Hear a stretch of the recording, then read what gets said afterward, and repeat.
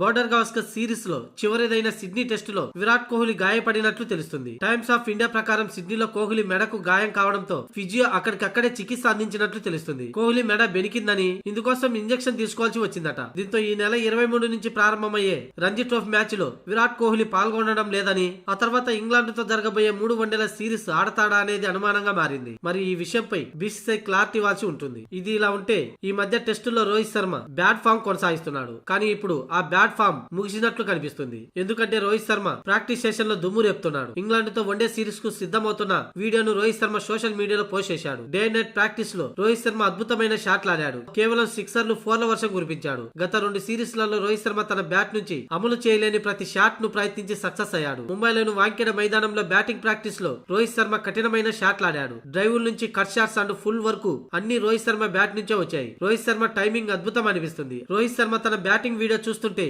అతని పాత రిధం తిరిగి వచ్చినట్లు అనిపిస్తుంది. కాగా ఇంగ్లాండ్ తో జరగబోయే 3 వన్డేల సిరీస్ కోసం కెప్టెన్ గా రోహిత్ శర్మ అనే విషయం తెలిసిందే. ఫిబ్రవరి 6న ఇంగ్లాండ్ తో తొలి వన్డే జరగనుంది. ఇక 2వ వన్డే ఫిబ్రవరి 9న, 3వ వన్డే ఫిబ్రవరి 12న జరగనుంది.